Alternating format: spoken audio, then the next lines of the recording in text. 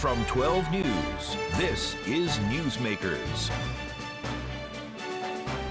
Violence in Providence has shot to the top of the agenda and is shaping up to be a major topic in next year's open race for mayor.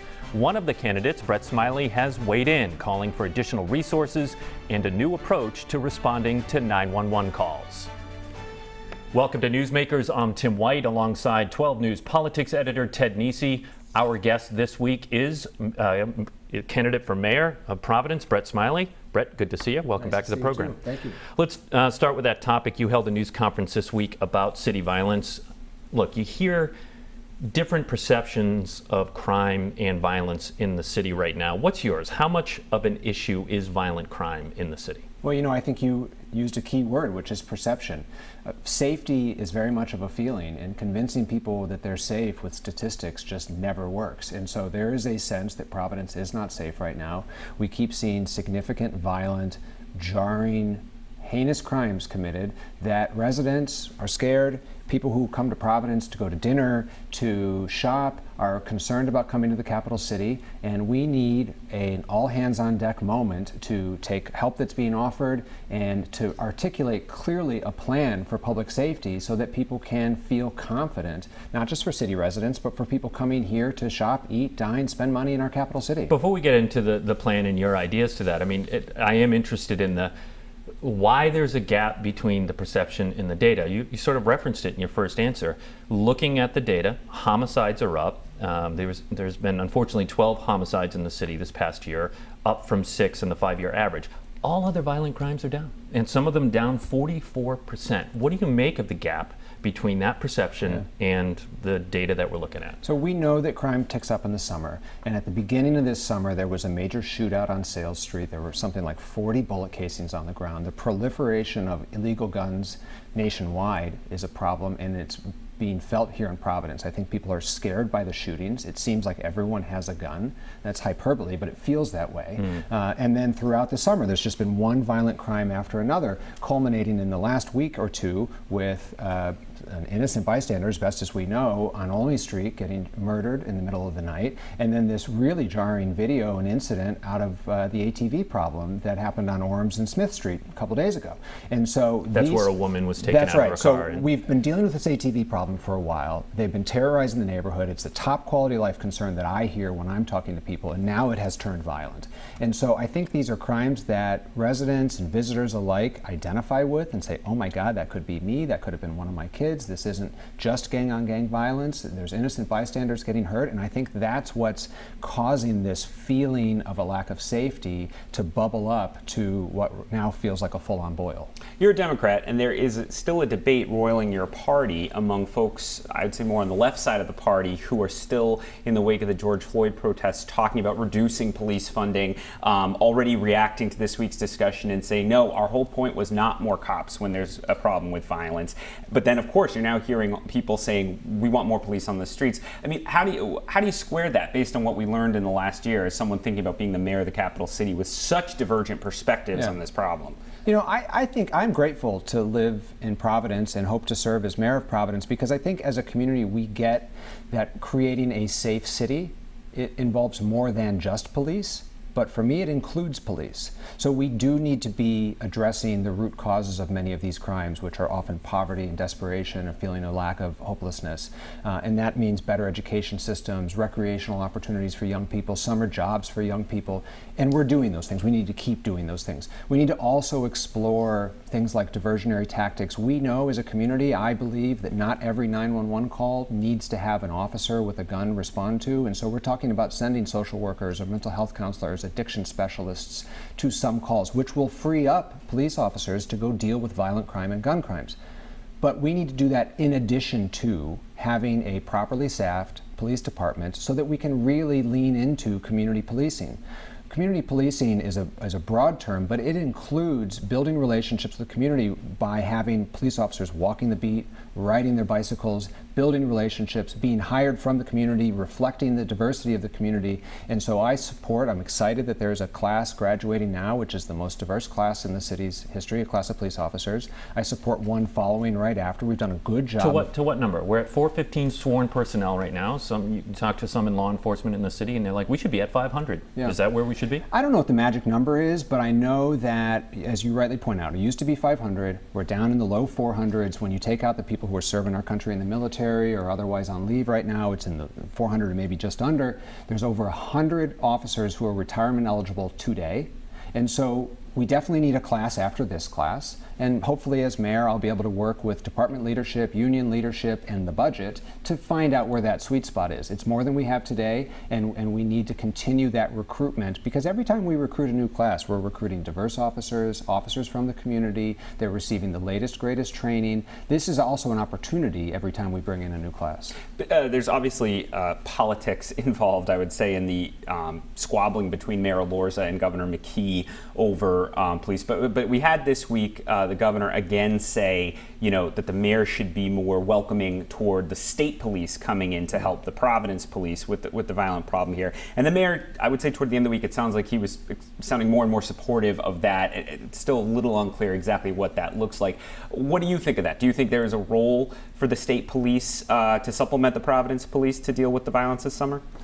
Yes, and a couple things. One, given what we were just talking about this feeling of a lack of safety, if additional resources are being offered, we should just say yes. We should take those resources. I think that will instill a sense of confidence that we're moving in the right direction. You don't think that undermines the Providence police or becomes scary on the streets to people? I don't think that it undermines the Providence police if we do it right, which is there are certain issues where the state police are very well positioned to do a very effective job. I think that starts with the ATV problem. We know that many of these riders are not from Providence. They come to Providence, they leave Providence, they're crossing city and town lines. The state police are the perfect agency to be able to deal with this. They're trained in vehicular crimes, they have the jurisdiction to travel statewide, and Providence police are trained in urban violent crime. They're the best suited to deal with the regular recurring crimes in our city, which the state police are frankly not the best suited for. So I think that there is a role for each. But I think we should also be absolutely accepting the extra help that's been offered. Particularly with the ATV issue, I talked to a lot of police officers, particularly in the Providence department, and I can tell you, Brett, they just do not feel confident in doing their job right now because they feel like they're so under the microscope, right. Particularly with body-worn cameras on and all that. And they say that, look, that has led to fewer arrests. Are you hearing that, and do you understand that and the reticence that maybe some police officers have in Providence? I have heard that, and in my press conference earlier this week, I talked about this trust deficit. I think there's a trust deficit between the police and the community, but there's also a trust deficit between the police and the administration. And what we need to do is close that deficit on both ends, which means the police need to do a better job. I think they try hard, but they need to try harder to go to more community meetings, to make themselves more available, to listen more to the concerns of those who feel unsafe because of the police. Would that mean a change of leadership in the Smiley administration at the top of the police department? I'm not making any personnel conversations during my candidacy, but I think the police just have to step it up, even if they feel like they're doing a good job. It's clear that some members of the community don't feel safe with the police, but there is that other side of the equation, which is they also don't feel that they have the trust and confidence from the administration, from City Hall, and I believe it is holding them back from doing what they feel like they can do safely to crack down on this problem. Mayor Elorza, I'd say, has gotten a bit of a black eye, at least in some quarters this week, because he's been out of state on vacation as these incidents have happened and as the discussions have bubbled up. If you were mayor, would you have come back? If I were mayor, I would have come back. Why? Because his people will say, he's not going to be the one taking the ATVs off the street. It doesn't make a difference. We have an expectation of our mayor, and I fully expect to embrace that expectation of the community, that they are available when there's a crisis. And right now there's a crisis. I don't fault him for being away. You can't control timing on these things, but my understanding is he's not too far away. I would have come back to answer questions, to make myself available, to hold myself to account, to try to articulate. And this is, I think, the concern. This is not going to turn around overnight, but people need to feel confident that we're on it, that there's a plan, and that it's going to get better. And in the absence of communication, that concern, that fear just grows and festers. And it's a responsibility of all public leaders to try to do their best to articulate that vision so that we all as a community can come together and say, this is going to get better. I get it. There's a plan. I understand it. Let's keep moving. I want to shift gears a little bit here. The vaccination rate in Providence is 52% fully vaccinated. What would you do differently as mayor?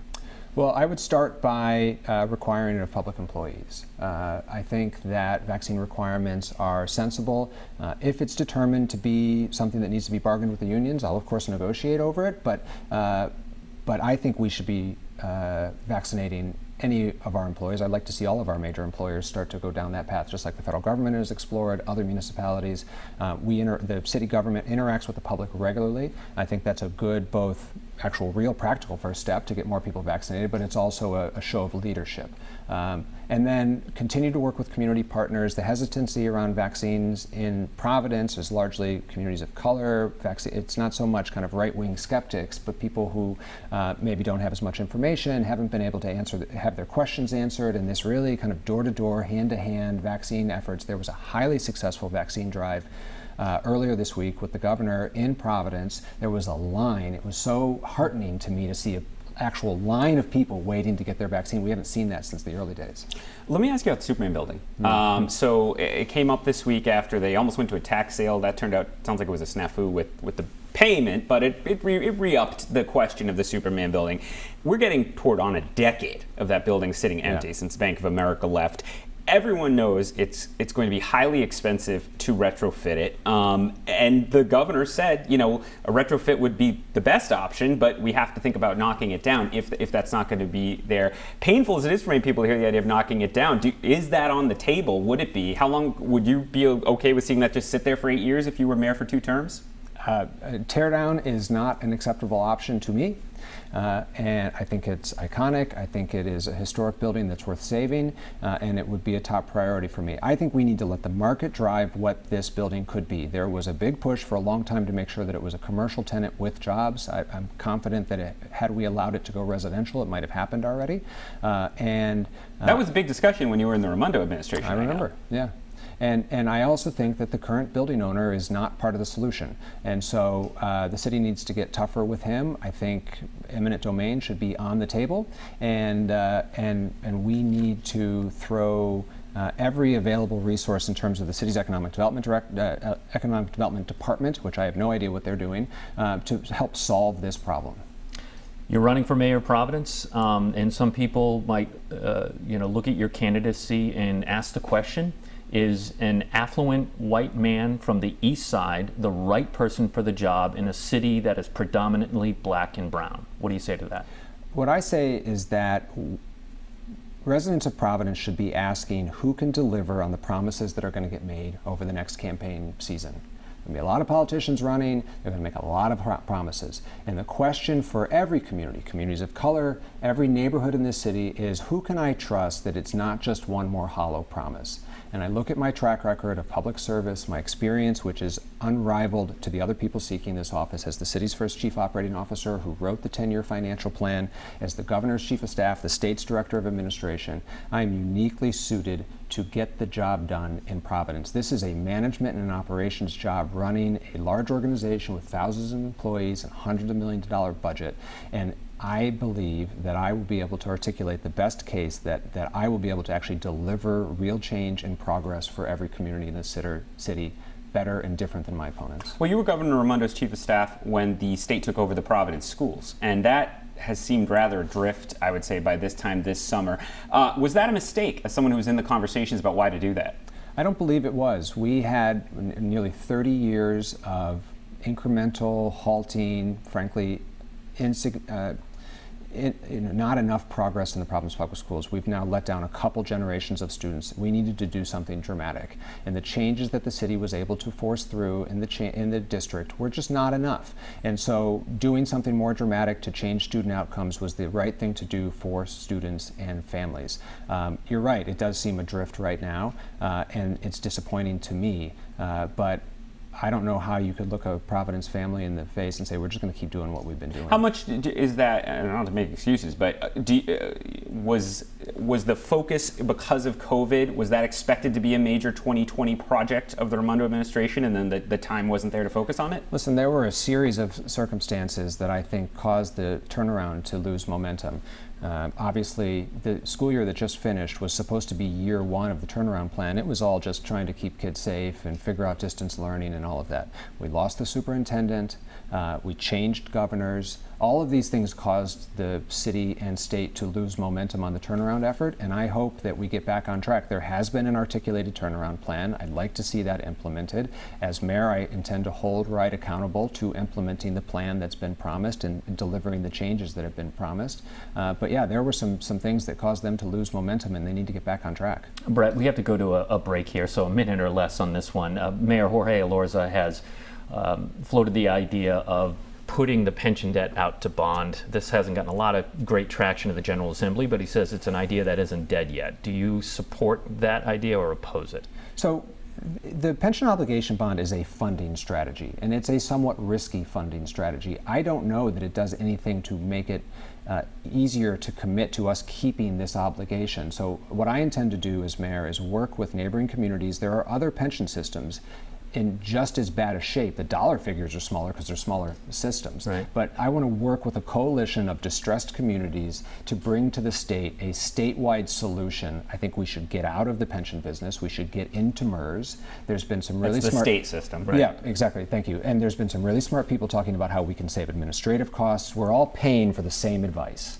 but to different people. But wouldn't you have to bring the debt down to get into MERS? I don't know that the state would let you in unless... That's where we have to go to the state, collaboratively work with them to let us buy in over time. They could create a special circumstance to give us kind of an on-ramp to get there. We could get in today if we had the money, but we don't. Right. So we're going to have an on-ramp. But I think we need a more comprehensive solution, and I intend to work with neighboring mayors to get that done. All right. Brett Smiley, candidate for Mayor Providence. Thanks so much for joining us in the program. When we come back, Target 12 investigator Eli Sherman and his charts bring you up to speed on where things stand with COVID. Stay with us. You're watching Newsmakers.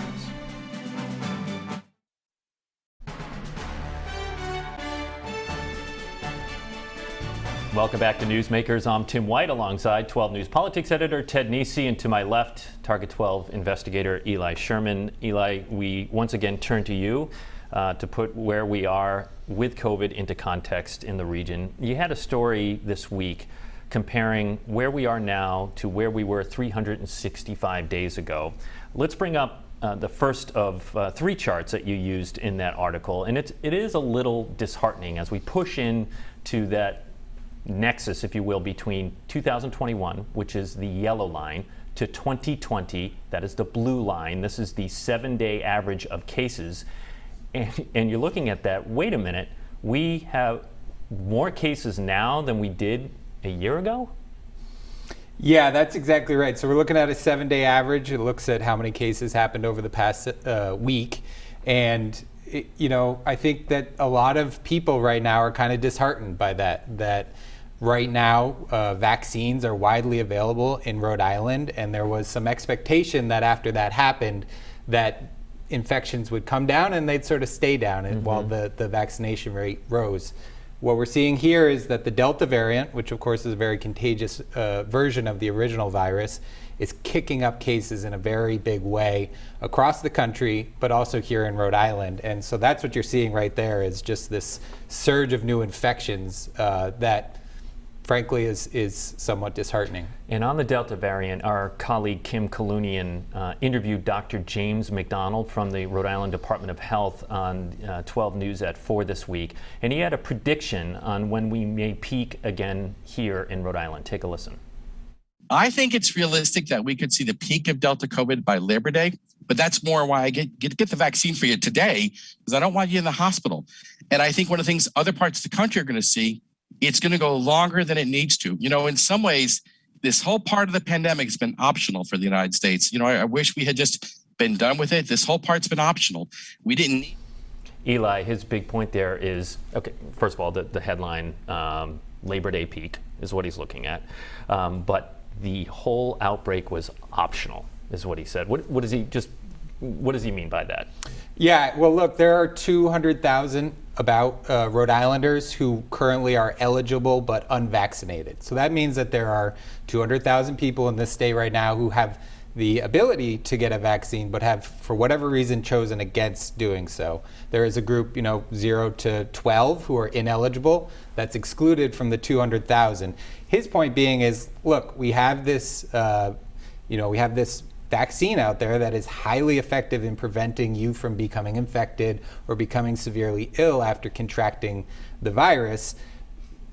If you get it, we may not have to see this kick up of new cases, new infections like we're seeing right now. And I should note that while he says that Labor Day is when the Delta variant peak may start coming back down, a lot of the nationwide projections are much later out than that. His point being is that because Rhode Island is has a relatively higher vaccination rate than a lot of other states, our peak may be earlier, which is one bonus, but we'll see, in the next month how that trends out. Now, it is important, though, we should point out that we saw that chart where the cases are a bit higher than last summer, but we are still far below on both hospitalizations and deaths. Ted, we have a chart for that. Well, let's see that. Eli put that chart together, too. Here is the hospitalizations that Ted is referring to, and in a little bit you'll see the deaths. To Ted's point, Eli, the yellow line, this is the good news of your article from this week, right? Yeah, exactly. So again, the blue line is last year in 2020, and you see on the far left-hand side there's this big peak, and that was headed into the summer. You remember cases started popping up locally last March. They were followed by this big spike of hospitalizations. We haven't seen that yet this time around, and a lot of health experts, especially nationally, are pointing to the lower rate of hospitalizations as evidence that the vaccines are working as intended, keeping people out of the hospital and also away from the worst outcome being death, of course. And which we're looking at here, and you can see again, last summer, even at a time where cases were lower, deaths were higher. Exactly right. And so this is the silver lining, if you will, of the latest rise of infections. I would caution that a little bit because, as we've seen multiple times now throughout this pandemic, when infections rise, there usually is a corresponding increase of hospitalizations and deaths. Health experts I talk to are hopeful that those will be lower this time around because of the prevalence of the vaccine. And also, a lot of cases are getting kicked up among younger people right now because vaccination rates are lower among teens and young adults than they are older adults. And younger people who contract the virus typically are better off with health outcomes. Yeah, you and I were looking at the breakdowns by age earlier in the week in the vaccination data for Rhode Island. It is striking. I believe it was over 90% of Rhode Islanders in their 70s have gotten the vaccine, understandably, since they were at such risk as we saw last year. It's still less than half of people, I believe, in their 20s and the teenagers who are eligible being fully vaccinated right now. So there's a lot of risk out there among the younger population, particularly as you see some doctors saying that the Delta variant can make younger people sicker than the first wave. I do want to shift gears real quick because we've got about 2 minutes left here, and I want to talk about a story you had, Ted, today. I would say a disturbing report from you this week that carpetbaggers are invading Rhode Island. Yes, so, and I think I heard from a person I know who lives in Barrington who was not surprised by this story because he says he's seeing so many New York and Connecticut plates. It's true. In the town. And yeah, the realtors put out their data for the second quarter. The number of out-of-state residents buying homes in the state was up 69% in the spring of 2021 versus the spring of 2020. You're seeing especially Massachusetts, Connecticut, New York, and all the realtors you talk to say, people have are rethinking what they want from a home because of the pandemic. They want living space, they want a home office, maybe more affluent workers can work from home somewhat permanently. And then also they're seeing a deal in Rhode Island, because as much as prices have soared in Rhode Island, and we have, I think the median price is nearly $350,000 now for a single family home, it's still a bargain compared to Massachusetts and Connecticut as well. So if you sell a house in Greater Boston, if you get enough equity out of that, you can come down to Rhode Island with that money and still find a pretty nice house, even though the prices here are elevated too. So as we've talked about a million times now on this show, to the extent that Rhode Island is still not building many more houses, it is hard to see what is going to forestall a continued rise in prices in this bidding war, at least until interest rates go up or there's another recession. Yeah, housing stock is such a problem. As you said, we've done whole shows on it here on Newsmakers. And you got to think that the out-of-staters coming in, based on your report, I mean, that is an element to driving up the value of homes. And there's a bad side to that, too. It's fun to look at Zillow and fun to look at Realtor.com and go, oh, my value went up. But, property values, property taxes, I should say, that could be impacted as well. Particularly for people on fixed incomes who don't necessarily have an income that's rising in league with the property tax bills. And also, I was talking to a realtor this week who said for kind of, I would say, incumbent Rhode Islanders who already live here and are looking for a bigger house or to move towns, maybe for a school system or something, they're getting outbid not only with above asking price bids, they are all cash. Someone coming from Connecticut saying, hey, I'll give you $600,000 in cash. We don't have to talk to a bank.